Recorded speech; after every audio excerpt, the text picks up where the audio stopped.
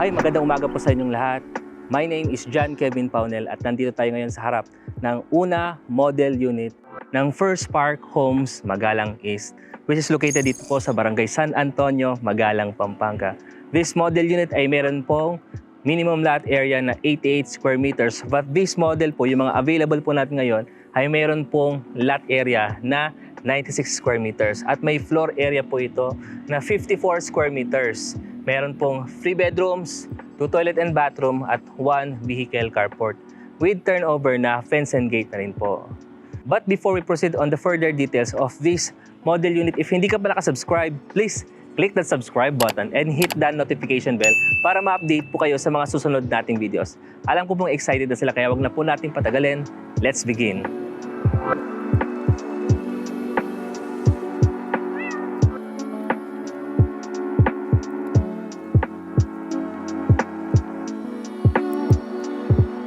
Previously, nakapag-vlog na po tayo sa First Park Homes, yung unang project po nila. And this is the second project. At nasa likod po natin ang single attached model unit. Kung kayo po ay naghahanap ng 2-story single attached, which is the una model unit. By the way, ang minimum lot area is 88 square meters. But yung current available po natin and this model unit ay meron pong lot area na 96 square meters. Ito pong pinapakita ko sa inyo, this is the actual turnover. Ibig sabihin kapag pumasok po tayo, kung ano po yung makikita po natin inside, yun po ang pinaka-turnover. And on the right side naman po, yan naman po yung expanded or recommended na turnover. So makikita po natin dito, napakaganda ng design. Unang-una rin po natin mapapansin, yung fence and gate kasama po yan sa turnover. Pagkatapos, meron po siyang estimated kung na nasa more or less 4 feet na height na fence po yan. Yung ating design po sa harap, meron po tayong railing, combination of dark gray and light gray na color accent with white. Tapos yung pintuan po natin, or the main door, it is a brown steel door. So, let's check po yung other details. Let's proceed. Papansin po natin, mga nasa 4 feet po ito, yung height niya. Ito po yung kasama sa turnover. May gate na siya. It is the single gate. And ito naman po yung gate for our vehicle carport. Sa pagpasok po natin, napansin ko, mas maaliwalas po siya. So meron po tayong setback na mahigit 3 meters, almost 4 meters na po. Kaya napakaluwag. Dahil nga yung nabanggit natin kanina, 96 square meters yung lot area. So dahil sa spacious ang ating carport, kasya po yung Fortuner, sedan of course. Van, possible, halos sasagad na rin. Yung pickup, dahil medyo mahaba, so possible din, kaso sasagad na. Tapos meron po tayong mga nasa 3 meter setback dito sa side na to and 2 meters na setback sa likod. Ito po yung mga available spaces na pwede nating extend sa gilid. So let's go inside naman. Pakita ko naman po sa inyo yung interior. By the way, elevated po yung ating doorstep. Yung pintuan po natin nabanggit kanina, this is a brown steel door. So pagpasok po natin, yan makikita naman po natin na yung tiles or the flooring here ay naka-install po is mga vinyl tiles. So open concept ang space. This is our first toilet and bathroom kung saan may shower area tayo. Halfway lang yung tiles. Meron tayong wall-mounted lavatory and water closet. Yung ating mga bintana dito po ay mga 2-panel sliding glass window. Sa likod po, yung bintana na ginamit dito, it is a jalousie type window. This is our kitchen. So meron po siyang mga nasa 2 by 4 feet na dimension. May single size na stainless steel sink at faucet, tapos cabinet sa baba. And kagaya po ng ating main door, yung ating back door is also a steel door. Same color na rin. Steel door jamb. And ito pong likod na to, na pinakita natin kanina, this will serve as your service area. You may also extend this as your verti kitchen. It's up to you kung paano nyo po gagamitin yung mga available space. So before we go upstairs, let's talk about the staircase.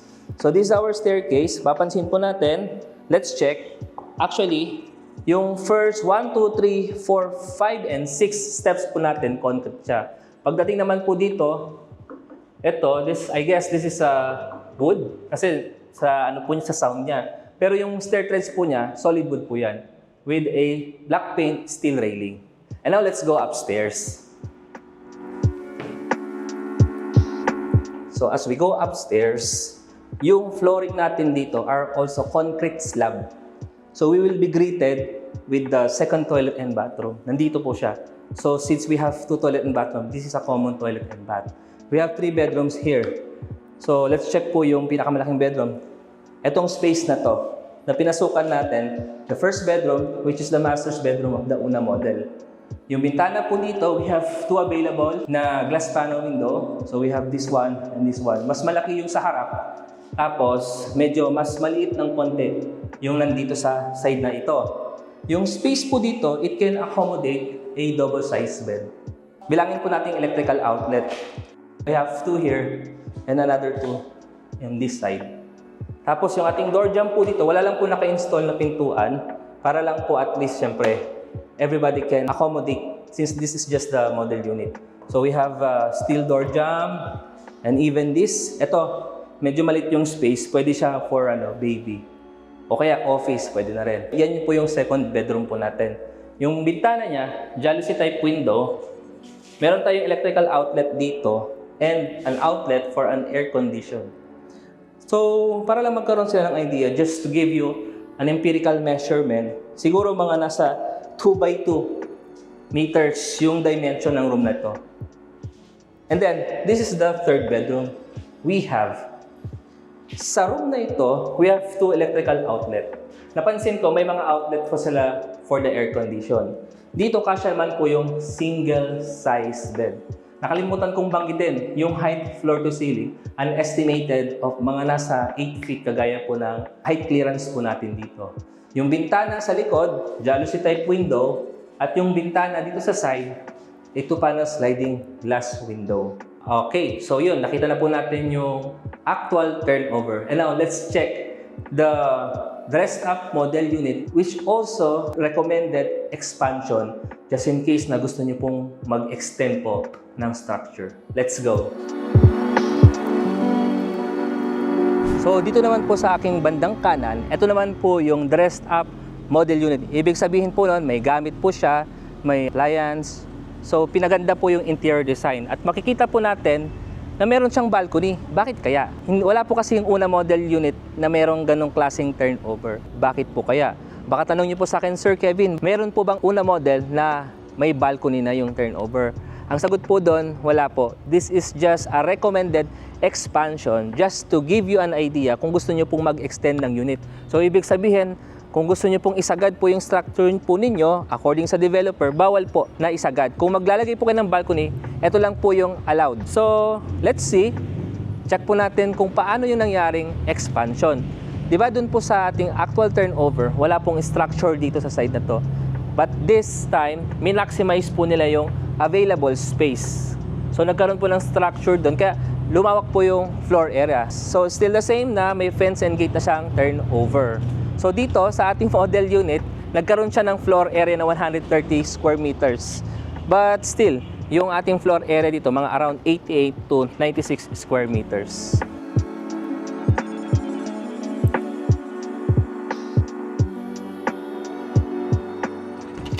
So right now, we are inside the dress-up model unit ng Una model.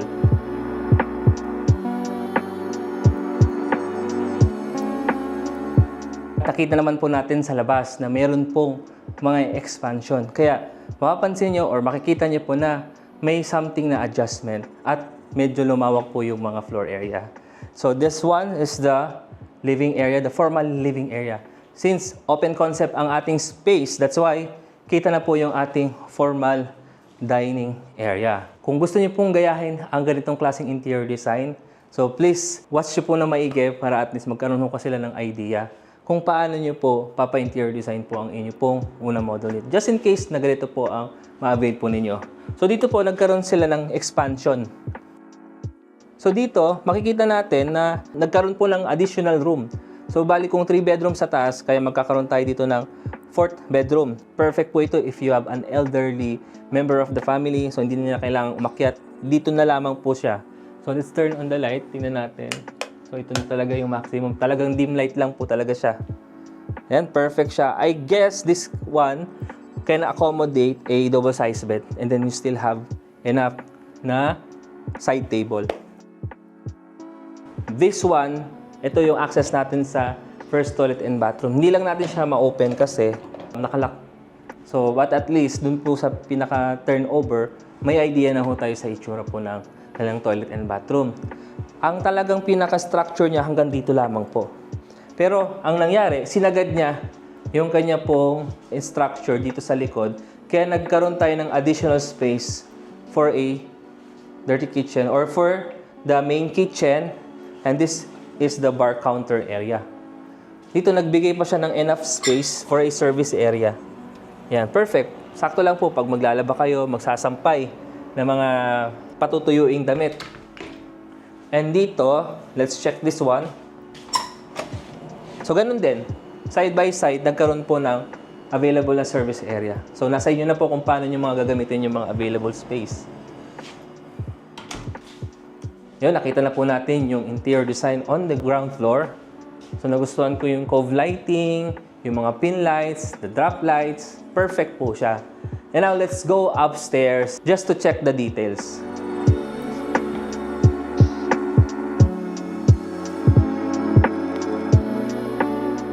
Since na-explain na po natin yung details ng actual turnover, dito, konting ano lang, adjustment. Let's try to turn on the lights. So, yun na talaga. So, dim light lang po siya. Doon sa actual turnover, 4 lang po dito. But this one, since nagkaroon po tayo ng expansion, kinonvert nila itong space na to as a family area. Pero dito napunta po yung bedroom natin. Actually, maliit lang po yung bedroom na yon. Pero dahil nagkaroon siya ng expansion, kaya nagkaroon ng medyo spacious na bedroom.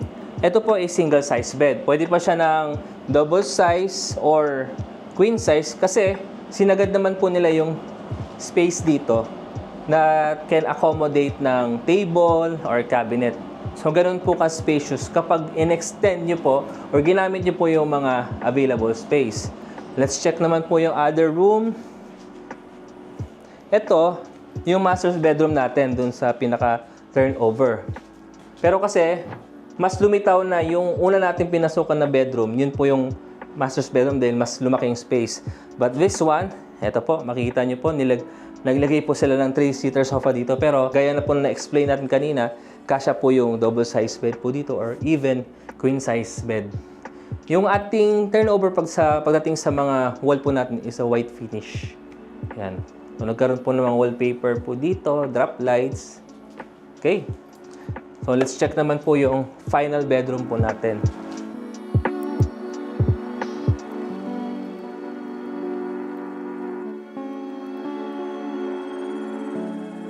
And now, this is the third and last bedroom. So, yung ating master's bed kanina, na-convert siya or napunta dito, yung parang pinaka-master's bedroom po natin. Dahil nagkaroon po ng access sa balcony. So, this bed is a queen size bed. Sa harap po ng bed, meron po tayong floor to ceiling na built-in closet. And we have this glass door. Let's open it. Para ma-access po natin yung pinaka-balcony. So, ito na po yung pinaka-balcony na na-extend. Ulitin ko lamang po, hindi po kasama sa turnover to. This is just a recommended expansion if you want to place a balcony. So, hanggang dito lang po siya, hindi po allowed yung pinakabuong balcony. Pero, we will try, kung just in case na gusto nyo po ng sakupin, yung buong frontage, pwede naman po siguro tayo mag-submit ng request letter for approval sa developer. Nakita na po natin ang actual turnover ng unang model at ang dressed up model unit kung saan meron na rin pong recommended na expansion. Ano sa palagay po ninyo ang nagustuhan nyo po sa unit na ito? If you want to know more details about the computation, naka-indicate na po siya sa ating description box. You may contact us sa aming mobile number, WhatsApp, Viber, and email address. We also have our Facebook page. Kung gusto nyo pong malaman po yung other details na hindi po namin nabanggit sa video na ito. By the way, available po sa in-house, bank, and Pag-ibig financing ang una model. Yung mga amenities po nandito, we have swimming pool, the function hall or the clubhouse. Meron po tayong mga children's playground. Meron po tayo car parking. So ito po yung mga available amenities na pwede nating matake advantage po dito.